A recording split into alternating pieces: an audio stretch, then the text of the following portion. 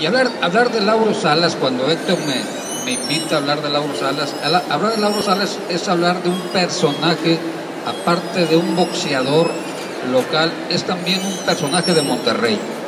Y es un personaje al cual Monterrey le debe un gran homenaje. La ciudad de Monterrey le debe un nombre a alguna calle, un nombre a alguna colonia, un nombre a alguna escuela, porque a veces se nos va la historia, a veces perdemos el sentido de lo que hacen los deportistas. Si usted ahorita se pone a pensar en 10 íconos del deporte de Monterrey, difícilmente va a encontrar a un jugador de Tigres o un jugador de Rayados. Sin embargo, el fútbol nos consume, el fútbol soccer nos consume desde temprana hora y nos están inyectando de Tigres y de Rayados, y todos los días estamos hablando de Tigres y Rayados, y lamentablemente los íconos que le dieron nombre al deporte en Monterrey no están en el fútbol soccer, están en el béisbol, la Mala Torres, está en la Fiesta Brava, Manolo Martínez, Lorenzo Garza, está en el boxeo, Clemente Sánchez, Lauro Salas, está en el fútbol americano, Don Gaspar Más, está en la lucha libre el Tonina Jackson, o sea, el Blue Demon, están en otros deportes nuestros íconos del deporte, pero necesitamos también levantar la mano para de vez en cuando voltear a ver al box.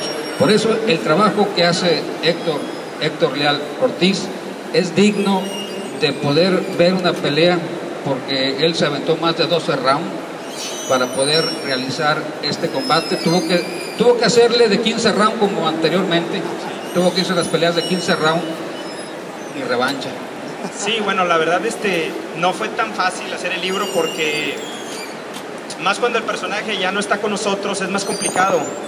Tiene uno que adentrarse en lo que son hemerotecas, gente que lo conoció, mucha labor de investigación, entonces no fue tan fácil hacer el libro, pero la verdad muy contento porque pues ya salió a la luz, y yo creo que lo que yo quería era darle un reconocimiento a Lauro Salas como el primer campeón del mundo que tuvo Nuevo León. Como bien lo dijiste tú, digo, hay muchos personajes históricos en Nuevo León, pero por ejemplo Lauro, cuando fue campeón del mundo, realmente fue el primer personaje histórico que tuvo Nuevo León, porque ya despuesito surgió, por ejemplo, Rolando Vera en la lucha libre, Felipe el Cripe Montemayor, que fue el primer regiomontano a jugar en Grandes Ligas con los Piratas de Pittsburgh. Entonces yo creo que Lauro en su momento fue una persona clave en la historia de Nuevo León. Sí, a mí me comentaba, cuando Héctor me platicó del libro, el no cauda al olvido, a lo mejor el nombre va a sonar un poquito fuerte, pero es cierto. Si ahorita usted me pregunta, me va a preguntar ¿cuál es la carrera de Lauro Salas? Yo tengo que irme a consultar el libro, porque ahí están todas las estadísticas, todas las peleas, todo lo que dio. Alguien en alguna ocasión, y aquí Héctor me sacó a mí de la duda, alguien a mí en una ocasión me dijo, Lauro Salas no fue el primer campeón de Nuevo León. Aguas, se están equivocando. Y me puse a investigar. Te hablo de 1986. Ya habías nacido, ¿verdad? Sí, no, ya había nacido. Y me puse a investigar sobre quién era el primero. Y aquí aparece en el libro de Lauro Salas, y Lauro Salas le ganó a este boxeador. Y resulta que fue un boxeador que el señor Guerra los ha de conocer, que nacen aquí en Nuevo León, pero toda su vida la hacen en Estados Unidos. O sea, les tocó nacer aquí y se fueron para allá. Este boxeador nació en Linares y se fue a radicar toda su vida entre Los Ángeles y Chicago. Así que nunca fue campeón. Fue campeón de los Estados Unidos, sí, cierto, antes que Lauro Salas, porque fue campeón de los Estados Unidos, pero no campeón del mundo. No campeón del mundo. Y el primero que lo fue Lauro Salas. Yo creo que la investigación de ese knockout al olvido de Héctor tiene una profundidad, porque no hay otro libro de box en Nuevo León.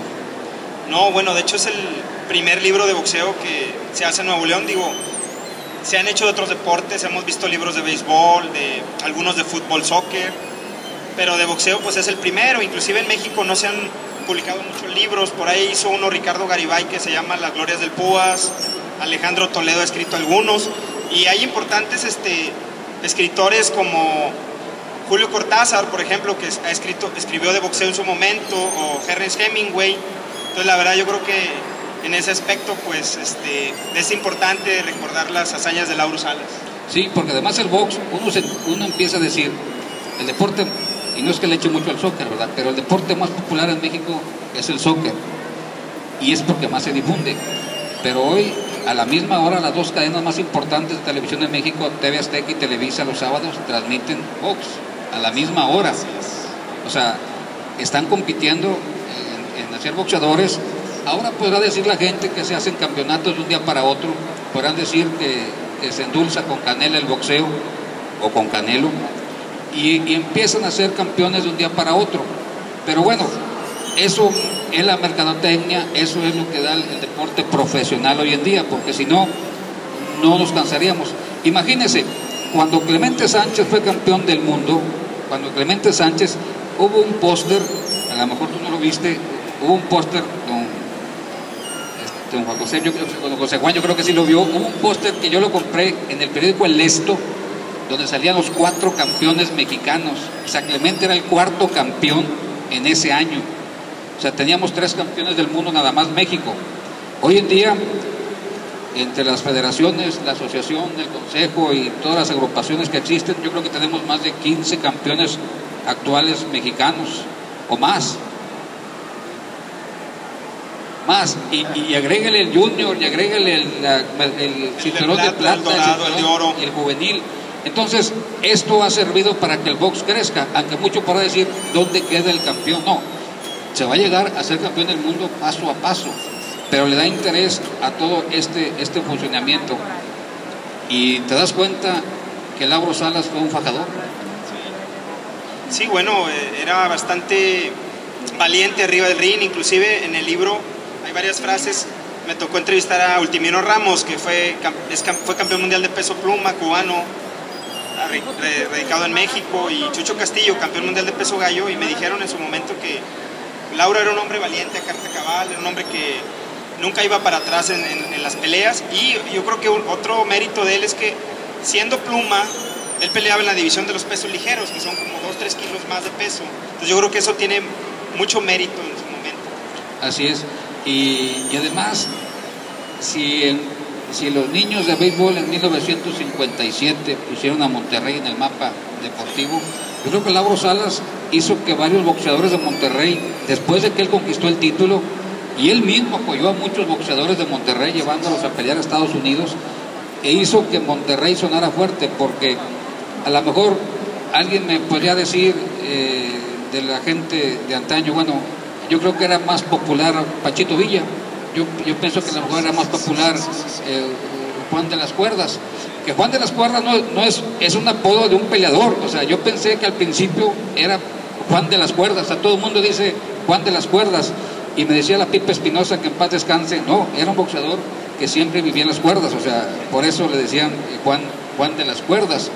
Y era también ferrocarrilero casualmente. O sea, como que Ferrocarriles adoptó mucho al deporte mexicano en cierta época, y Lauro Salas, pues no ferrocarrilero, su padre sí escuchó el pitido de la máquina, ¿verdad? Sí. No, y aparte Lauro Salas, por ejemplo, bueno, fue el tercer campeón del mundo que tuvo México en su historia, porque el primero fue Battling Chau Flores en Welter Junior en 1944, después vino Juan Zurita de Guadalajara, Jalisco, y luego vino Lauro el 14 de mayo de 1952, o sea, 3 campeones del mundo, y ahorita tenemos más de 200 campeones del mundo. O sea, es el deporte que más satisfacciones nos ha dado a nivel internacional en el aspecto individual. Así es, y Lauro da para mucho, Miren, cuando Lauro Salas es campeón del mundo, no existía la mercadotecnia, no existía lo que hoy se maneja como el patrocinios, y saben que Lauro Salas, cuando llega a México, fue el primer deportista mexicano que empieza a hacer publicidad. Fue el primer deportista mexicano que lo anduvieron buscando una marca de refrigeradores para que anunciara su refrigerador, y él no quiso porque la fábrica no era de Monterrey, porque la fábrica estaba en Guadalajara. Pues que anuncien los boxeadores de Guadalajara lo de Guadalajara, yo que tengo que andar anunciando refrigeradores de Guadalajara. O sea, ese era Lauro Salas. Lauro Salas era tan humano, pero bien extravagante en su manera. Era bien localista, era muy regiomontano. Algunos por ahí me decían, es que Lauro Salas no nació en Monterrey. Lauro Salas no es regiomontano.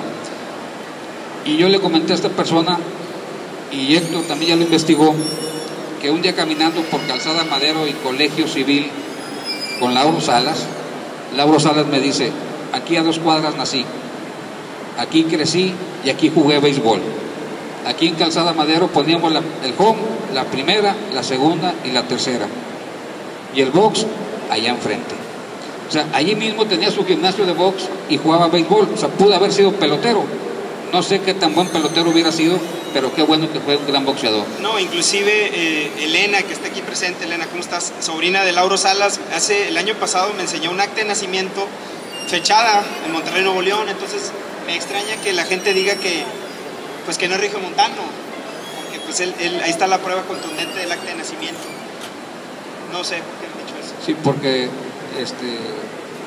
tenemos ahorita un campeón mundial, ¿verdad? Así de Santa Catarina, el Chihuahua Rodríguez. Que dicen que es regiomontano, pero es de Santa Catarina. O sea, Monterrey empieza del obispo para acá, no del obispo para allá.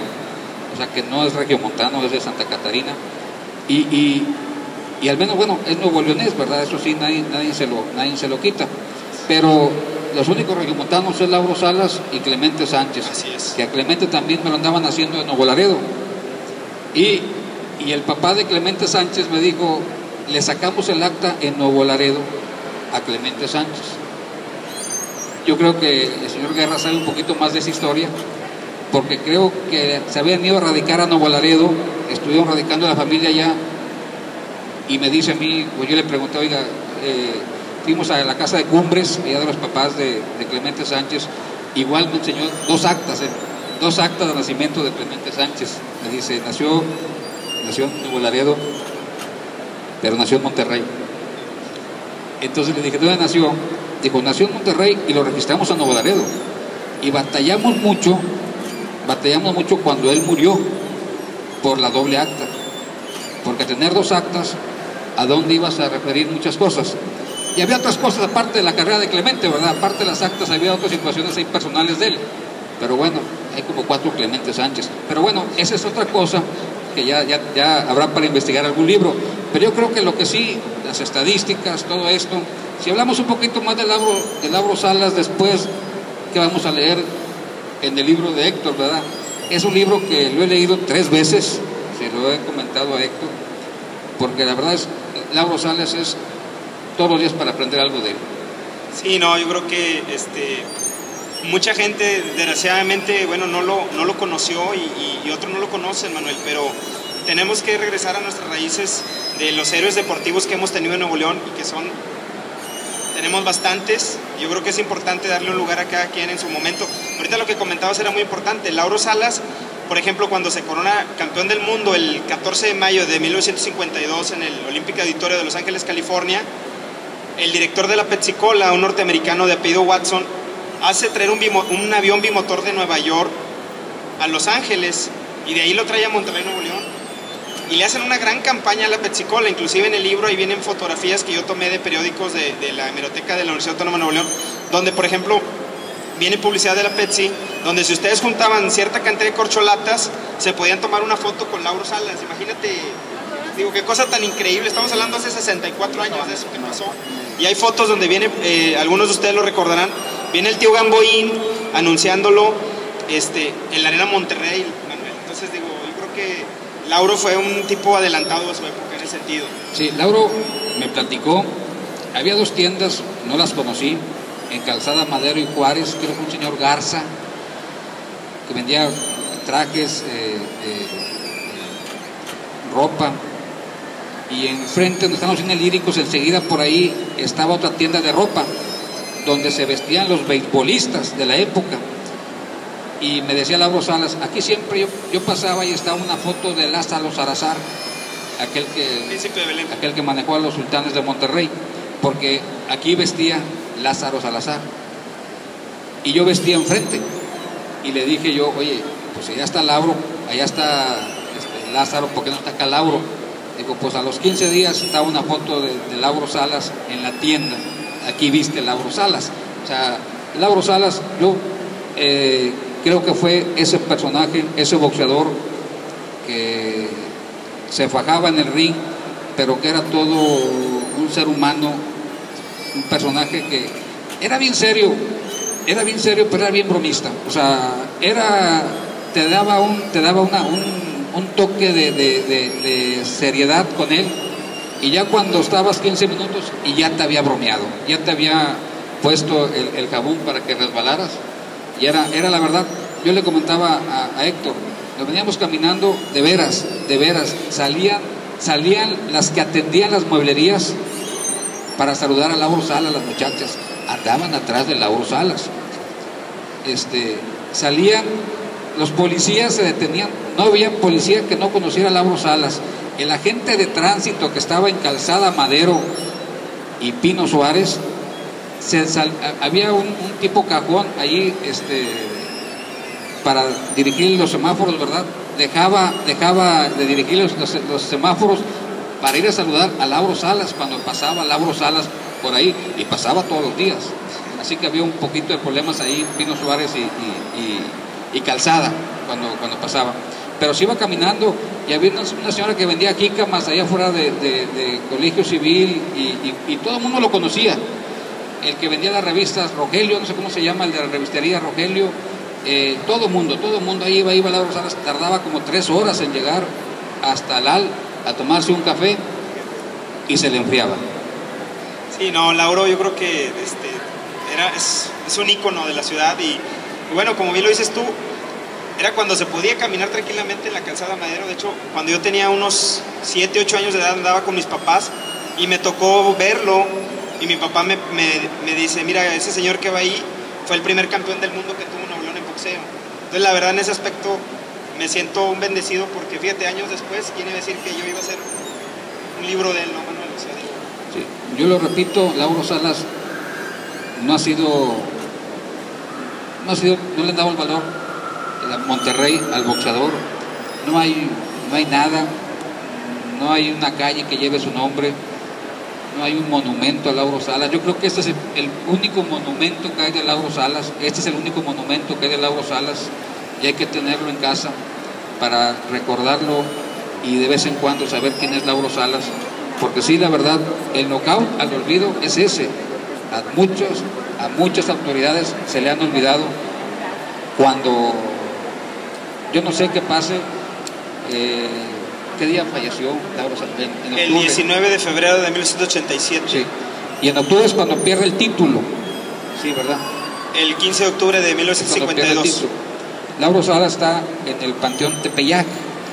Ahí lo fuimos a acompañar a su última morada.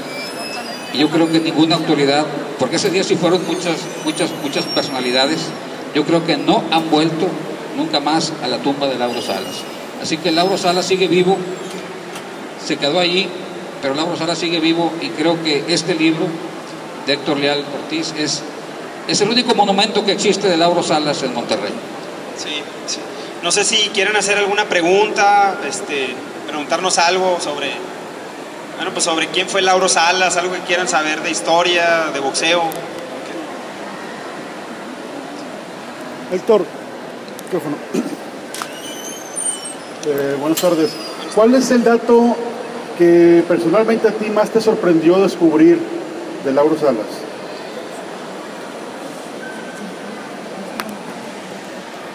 Bueno, hay varios, pero yo creo que el que más me impresionó es que, a pesar de que era una persona no muy alta, que a lo mejor pesaba entre 57 y 58 kilos, peleaba en pesos ligeros, que son 2 o 3 kilos más de peso, que se nota bastante en el boxeo profesional, y que inclusive llegó a pelear todavía con pesos welters, que son todavía 5, 6 o 7 kilos más de diferencia. Y yo creo que eso fue lo que más me impresionó. Y otra cosa, él peleó más de 160 peleas. Te estás hablando, en un lapso más o menos de 17, 18 años de carrera, llegaba a pelear hasta una vez al mes, cuando ahorita los peleadores profesionales como Manny Pacquiao, Juan Manuel Márquez, el Canelo, pelean 1 o 2 veces por año. Él peleaba 12 peleas por año. Yo creo que eso es bastante meritorio, y bueno, obviamente era bastante inhumano para el peleador en esa época. Por eso sí duraban muchos años peleando, pero terminaban muy mal físicamente, ¿no? No es como ahora que terminan en buenas condiciones. Y además el guante era de piel más duro, ¿eh? Sí, los guantes en esa época pesaban entre 6 y 8 onzas, entonces realmente estás hablando que cuando el golpe te daba el cuerpo en la cara, ahora sí que era el puño, entonces eso era bastante peligroso para el peleador. Sí. Gracias.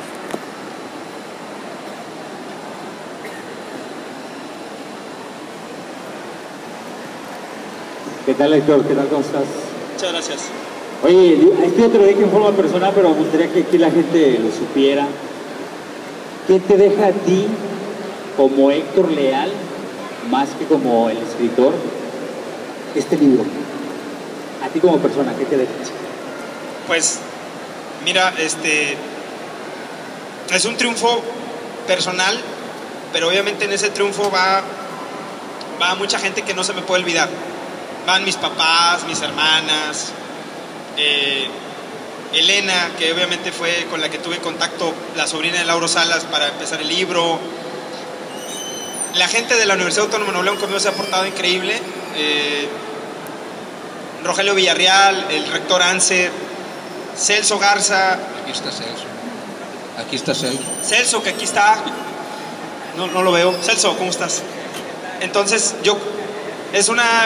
interiormente me siento pleno porque no sé si me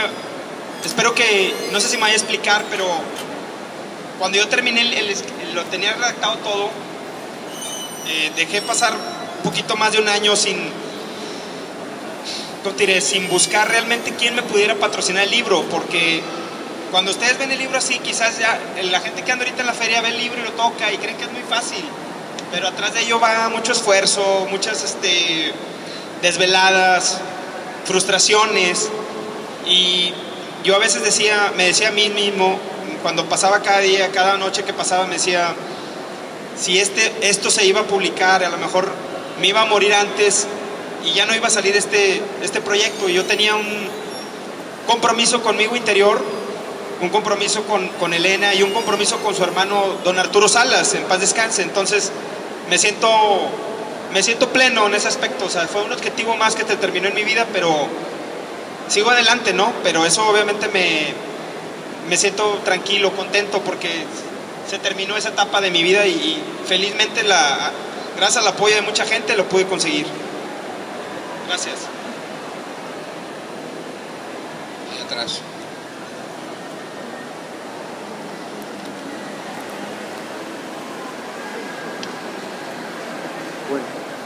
Buenas tardes.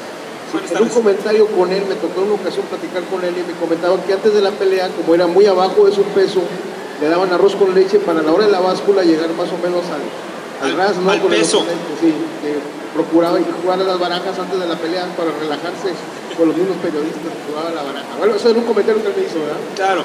Sí, bueno, Lauro, como lo comenté hace rato, o sea, peleaba más abajo de su división, pero a pesar de eso no ponía peros para pelear con esa gente. Inclusive, si ustedes ven el récord de la estadística, en welter peleó con Don Jordan, que fue campeón mundial de peso welter. Entonces realmente estábamos hablando con personas que le llevaban hasta 8 kilos de peso. La verdad era bastante. No, Lauro era un valiente arriba del ring, y la verdad no se amedrentaba con el hecho de pelear con gente de tamaño más grande, ¿no?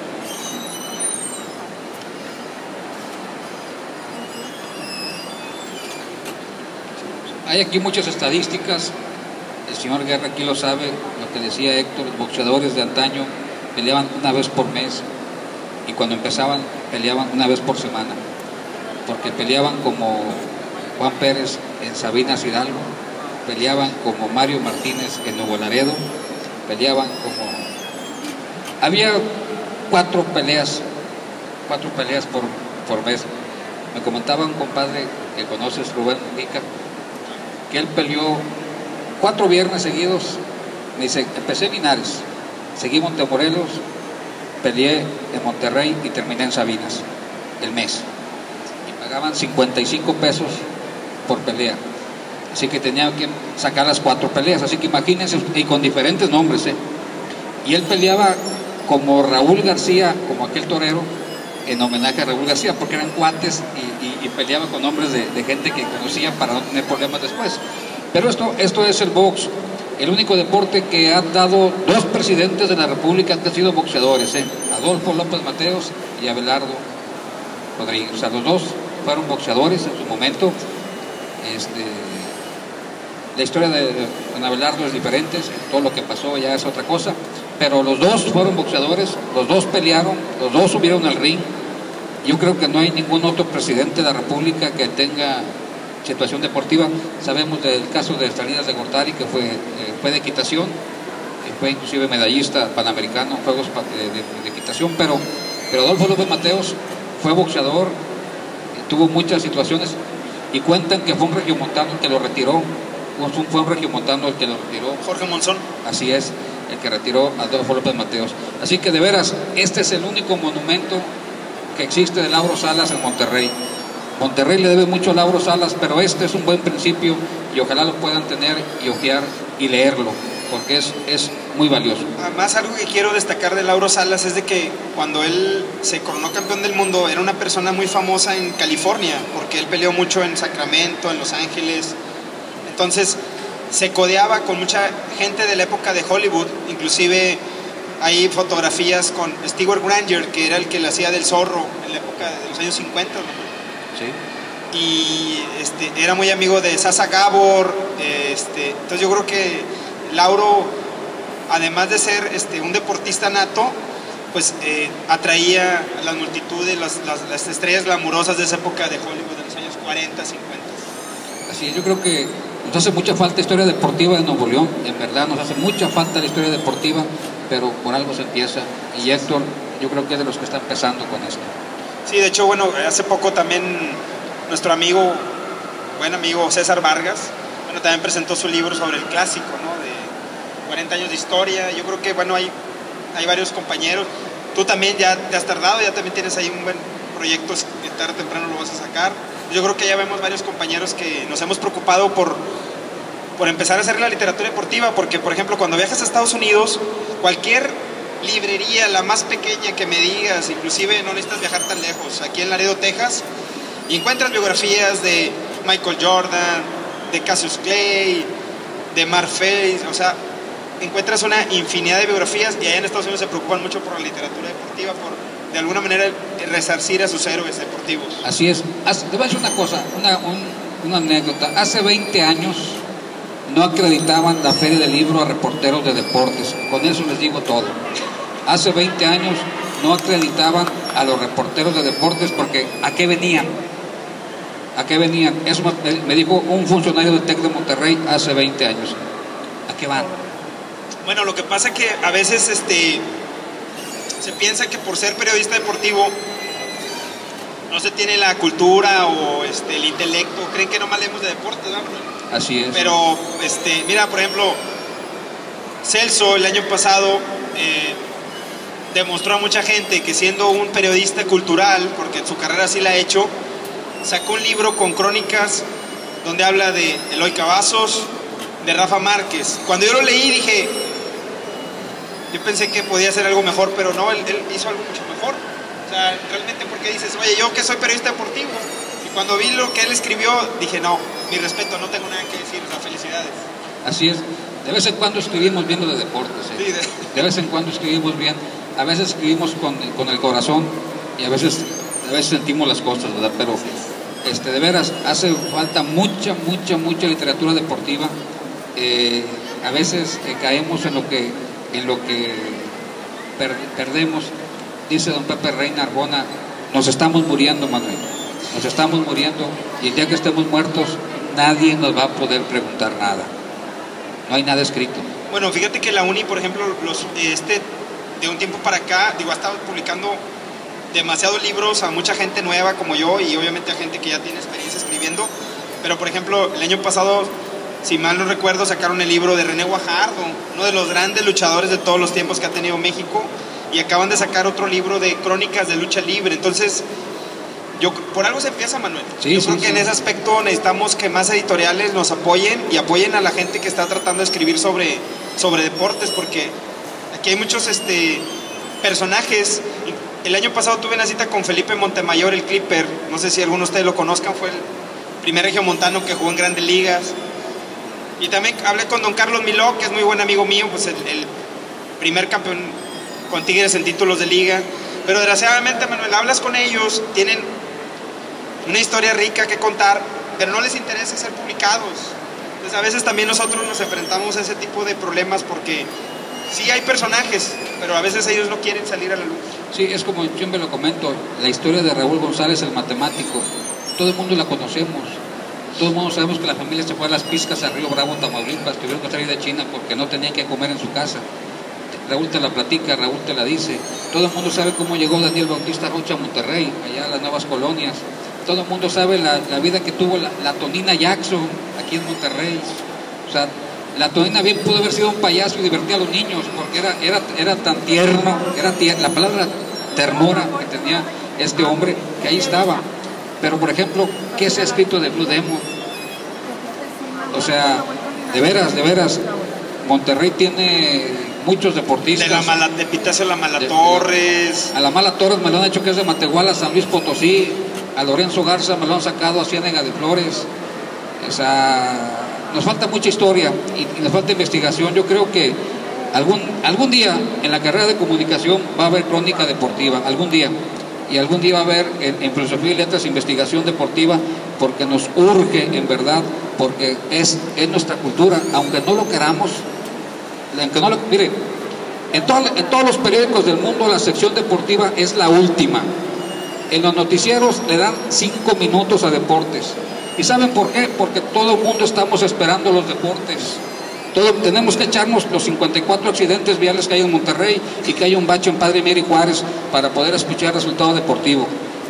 Tenemos que comprar el periódico completote para sacarlo y sacar la deportiva nada más. Es lo que leemos, lo demás va para los pajaritos. O sea, tenemos que hacer cultura, tenemos que hacer, yo no sé, todo lo que batalló, por ejemplo, la sección de cultura para entraba como espectáculos anteriormente. O sea, tenemos que escarbar, tenemos que hacer noción, pero la verdad es que sí ocupamos un poquito más de atención al deporte. Qué bueno que ya en la feria del libro hay deporte. No, y sabes que, Manuel, otra cosa, yo soy bastante sincero y no me voy a callar. Necesitamos también que somos los periodistas, somos hermanos. Bueno, eso quiero pensar yo. Y necesitamos que los medios de comunicación, porque a veces uno trabaja en lugares donde dejó huella, pero a veces no te lo quieren reconocer y no te publica nada, Manuel. Pero el problema no es que a mí no me publiquen, es que es la persona, o sea, es el personaje el que deben de publicar. Yo creo que en ese aspecto necesitamos más apoyo de los medios de comunicación que realmente apoyen a los nuevos escritores que estamos tratando de hacer algo diferente y de tratar de redescubrir a nuestros héroes, ¿no? En ese aspecto necesitamos espacio, eso es todo. Lo que pasa que, lo digo también con tristeza, muchos de la gente que entra al periodismo deportivo entra por como dice un amigo, al polo a pie, juegan polo a pie, el fútbol, soccer, o sea, juegan sin caballo, o sea, van atrás de la pelotita, Pero bueno, hay más deportes y yo creo que, vuelvo a repetir, estamos aquí hablando de Lauro Salas, estamos aquí para reconocer la labor también de Héctor Leal como escritor, ya como periodista lo conocemos, pero al menos está ya ese camino, ¿verdad? Ya dices tú bien, ya el libro de René Guajardo, El Rey Moro, nacido en Villamainero, Tamaulipas, regiomontano por adopción. De hecho, siempre se anunciaba como regiomontano, siempre se anunció así. Sí, bueno, aquí su carrera, fíjate que tuve la fortuna de verlo luchar, yo tendría unos 5 años, pero no se me olvida, no, un gran luchador, uno de los mejores luchadores que he visto. Sí, y hay muchos luchadores, yo creo que inclusive hay personajes muy típicos de nuestra cultura. Hablas ahorita de René Guajardo, su compadre René Guajardo, que fue alcalde de Apodaca, que de veras, platicar con René Guajardo, voy a usar una palabra que usaba un locutor, paz descanse, Lacho Pedraza, es un agasajo platicar con René, es un agasajo. Todo lo que te dice, cuando entraba me platicó que una vez lo llevaron a ver un entrenamiento y súbete, René, a pelear. Le puso una porreada al pobre boxeador. Al que iba a pelear tuvieron que suspender la función de box porque yo me lo agarré en 2 rounds. Dijo, y ya no se pudo levantar, que me querían de sparring, ahí voy de sparring, y en 2 rounds me lo aventé. Y luego, no, pues todavía me sigue buscando, dice. Pero son detalles, o sea, el boxeo es muy hermoso, el boxeo tiene muchos nombres, Yo cuando platiqué con Lauro Salas me platicó de Panchito Villa, me platicó de tantos boxeadores, de toda la gente que él ayudó. Ibas tú al gimnasio Aranda, que estaba en Juárez, y ahí estaba la Pipa Espinosa, ahí estaba Gallegos, estaba López, que fueron campeones nacionales. Bueno, Baldomero entrenaba acá en otro gimnasio, porque Nuevo León tuvo 4 o 5 campeones nacionales al mismo tiempo, fue esa época. Tuvimos un caso también de Ubaldo, aquel muchacho que lamentablemente murió arriba del ring. O sea, son tantas historias de boxeo y son tan pocos también reporteros de boxeo, Héctor. Porque mira, Chuco, Jesús Córdoba, que por muchos años estuvo cubriendo Regiodeporte, boxeo, José Luis Parga en el norte. Yo no me recuerdo otro reportero del norte que escribiera de box. Bueno, David Ortiz a veces también cubría las peleas de box, pero no era tan. Tony Corona también habló de box, pero son pocos los periodistas. Bueno, voy a decir mi tío, José Jesús Guerrero, que también hasta narró, el tío Rodolfo Guzmán. Rodolfo. Sí. También, o sea, Gómez del Porvenir, que te narraba, es que eran crónicas de box, las de Gómez en el Porvenir las leías y te metías a la pelea. Ahora solamente en los periódicos ponen, Juan Pérez le ganó por nocaut en el 8º a Juan Pérez, y ya, ¿qué pasó en la pelea? ¿Quién sabe? Se lo acabaron en 8 rounds, ¿verdad? Pero ojalá que esto sirva para mucho, y ojalá que Celso siga apoyando el deporte. Sí, no, claro que sí. Fíjate, algo que quiero decir es que Lauro Salas, cuando subía al ring en Estados Unidos, siempre le tocaba en el paso doble la Virgen de la Macarena, que es muy famoso porque pues en las corridas de toros siempre se pone antes de que salen los toros al ruedo, ¿no? Entonces Lauro se enfundaba con su bata y atrás traía un toro así con aspecto bramando, ¿no? Un toro salvaje. Y entonces yo me imagino y me regreso al túnel del tiempo y digo, no quisiera imaginar cómo sentiría la multitud y él estando presente en el Olympic Auditorio, por ejemplo, de Los Ángeles, California, y que te empezaran a tocar la Virgen de la Macarena y que tuvieras enfrente a rivales que tuvo de gran calidad como Harold Datt, Manuel Ortiz, Don Jordan, Davey Moore, o sea, no, una cosa increíble, ¿no? Muchos podrán decir, fue campeón una sola pelea. Sí. Muchos podrán decir, Lauro Salas fue campeón una sola pelea, pero para llegar a esa pelea necesitó un poquito de gracia y otra cosita, o sea, no era cualquier cosa. Y en aquel tiempo se acostumbraba mucho la revancha, luego la situación, se quedaba alguna duda si algún momento, y se dio la revancha y entregó el título. Pero Lauro Salas a mí me dijo, ya no volví a intentarlo. O sea, él pudo haber sido otra vez campeón del mundo y él ya no quiso. Una de las razones fue porque él quería pelear en Monterrey y no había un empresario que pudiera dar la pelea en Monterrey. No, y luego él cuando empezó a pelear en el 46 ganaba 40, 50 pesos diarios, y cuando ya empieza a pelear en Texas, ya empezó a ganar de 100 a 200 dólares. Entonces, lo comparas con las bolsas millonarias que hay ahora, no, pues es una diferencia abismal. Y de haber sido en Monterrey, tendría que haber sido en la Arena Monterrey, no había otro lugar, ¿verdad? En Monterrey. Después se fundó el auditorio, ¿no? Que lo fundó Don Chucho. Sí. No había un aforo. No, porque ya, por ejemplo, cuando surge la Monumental, no, pues ya Lauro ya estaba retirado. Yo por eso hablé del refrigerador de Guadalajara, porque Lauro Salas no peleó en Monterrey por el título, porque no quiso pelear en el DF. Sí, porque fíjate, una cosa bien curiosa, cuando él es campeón mundial, que de hecho tengo que decir esto, él fue el primer campeón del mundo que tuvo México reconocido en América y en Europa, porque muchos campeonatos los reconocían nomás en Estados Unidos o ciertos estados de Estados Unidos. Él fue reconocido en América, en Europa, y la Comisión del Distrito Federal, como sabían que su representante, Roger Layton, Jimmy Fitton, era una persona bastante sagaz a la hora de hacer los negocios, deciden quitarle el título de campeón del mundo para que él no pudiera hacer campaña en el DF. Sí, por eso. O sea, los propios compatriotas lo traicionaron a él. Por eso yo no sé cuántas tuvo en el DF peleas, una o dos, no sé. En el récord no aparece ninguna en la Ciudad de México. Y él por eso, cuando le dijeron, vas a buscar otra vez el título, bueno, ¿vas a pelear en el DF? Y dijo, no, Sí, no. yo no tengo nada que hacer al DF. De hecho, como campeón del mundo hizo 2 peleas de exhibición, una que fue aquí en Monterrey y luego una que pelea en Phoenix, Arizona. Y luego ya pierde el título en Chicago. Ese es Lauro Salas y este es Héctor Leal. No sé, ¿alguna pregunta? ¿Si quieren preguntar algo? Director, Bueno, ahí se... discúlpeme. Héctor, más como una recomendación del auditorio que estoy viendo, pues una narrativa de un rescate de memoria deportiva en el boxeo. Yo le recomendaría a los periodistas deportivos, a los periodistas, todo personaje cuando llega a la cumbre, todos queremos la crónica, todos queremos la investigación, pero yo les sugiero que vayamos al origen de los boxeadores, que es con los guantes de oro, los amateurs. Buscar regionalmente, obviamente a Monterrey, sus cerradores, buscar gente que tiene ese potencial, que desde joven se ve cuando tienen de veras puño, tienen entero, tienen trabajo. Entonces ir haciendo una crónica de memoria de inicio, para cuando llegue decir, yo entrevisté a este muchacho que hoy es campeón, pero yo lo conocí pues en los primeros orígenes del boxeo amateur o lo que es el boxeo guantes de oro. Creo que es un rescate muy interesante. Yo soy David de García, soy cronista de historia y costumbres y tradiciones en mi pueblo, pero sí hago una referencia también en la lucha libre. De ahí es Blue Demon, Alejandro Muñoz Moreno, del ejido Rinconada.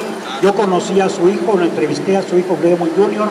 y me di cuenta de muchas cosas de familia, íntimas, personales, de ese trajinar, de estas luchas, que a veces duelen más los golpes de la vida que los golpes en lo que es ya en la arena.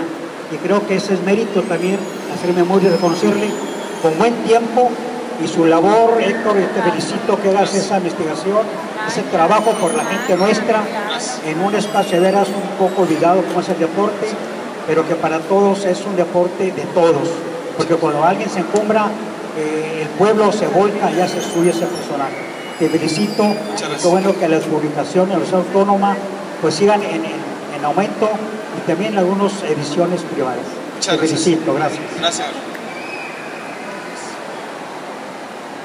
Primero que nada, buenas tardes, Héctor. Muchas gracias por invitarme. Gracias, Guerra, por estar aquí. Es la segunda vez que te acompaño y cuantas veces lo presenten, ahí voy a estar. Yo sé, gracias. Lauro Salas fue un gran amigo mío, conviví mucho con él, una persona muy respetuosa, siempre me dijo Mr. Guerra, no me hablaba de tú, me hablaba de usted, yo él también. Y si ya ustedes han dicho casi pues todo relacionado con la vida profesional del boxeador como Lauro Salas. Pues digo, no solamente peleó en Estados Unidos, en Monterrey, peleó en Cuba, fue y derrotó a Cuba, campeón cubano, peleó en Japón, peleó con Willie Pep, con Sandy Sattler, peleó con lo más granado del mundo, y como tú lo dices, siendo un peso pluma, peleó hasta con peso welter como con Man Jordan y otros peleadores de peso welter. Pero yo quisiera agregar algo en cuanto a la forma de ser, fuera del box, a la forma de ser de Lauro Salas. Era una persona tan humana, una persona tan íntegra, tan respetuosa, con un valor calculable, el valor que él tenía por la amistad, por la honestidad. Era una persona íntegra, 100%.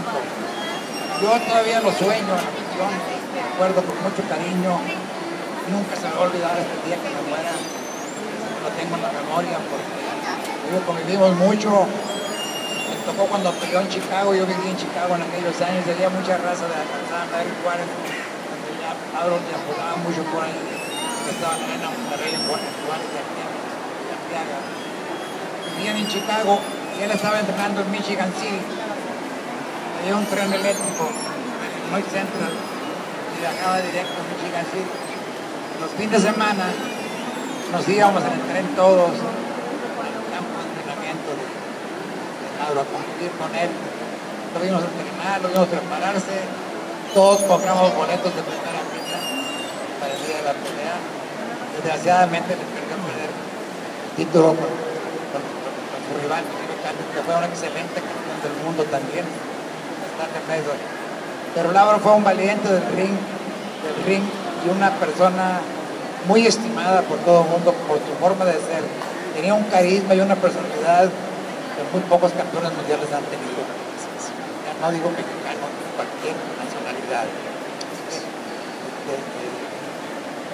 Yo quisiera también felicitarte porque has hecho un trabajo excelente con el libro de Lauro, como peleador, como persona.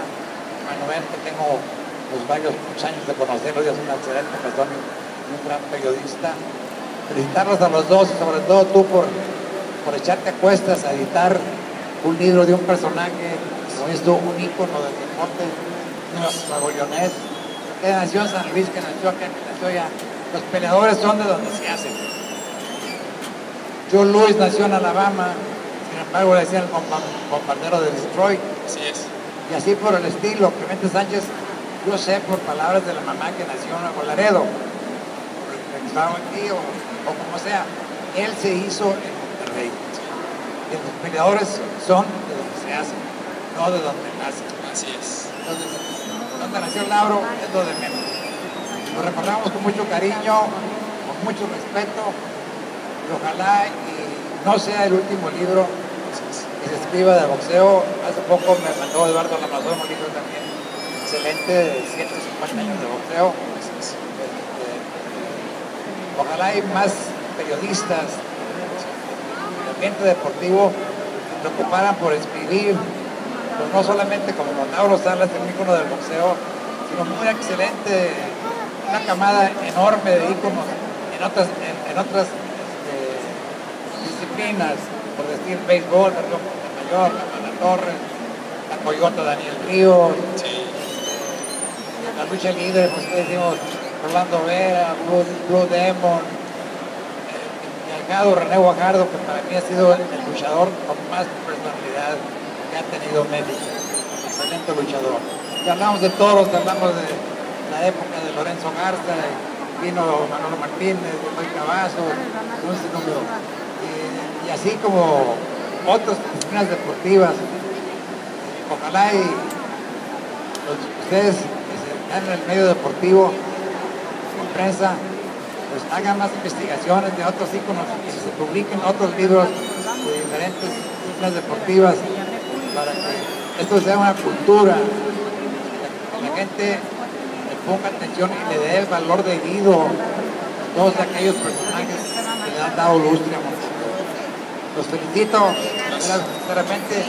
Yo me voy a tener que retirar porque tengo un compromiso y voy a tener que regresar a las 7 para el libro de mercado de René Guajardo, así es que los voy a dejar. Me quería agradecerle la invitación. Gracias, por venir. Y felicitarlos por esa gran labor que están haciendo. Gracias, gracias.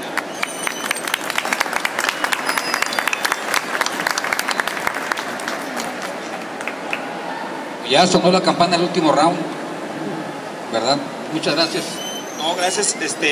Muchas gracias a todos, a mis compañeros de trabajo que vinieron. Se los agradezco bastante por acompañarme, a mis amigos, a maestros de la universidad, pues a todos, muchas gracias. Y bueno, nomás dos cosas más.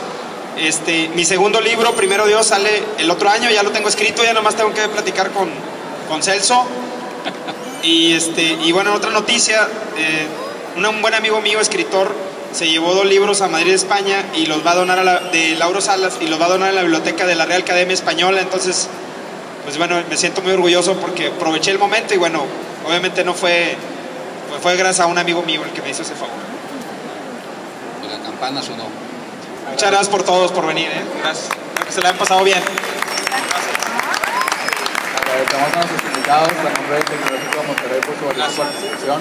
Gracias también a los asistentes por su presencia y los invitamos a que sigan disfrutando del programa cultural de la 24ª Feria Internacional del Libro. Gracias a la feria que me invitó. Muchas gracias. Gracias. Tu tía para tomarte una foto.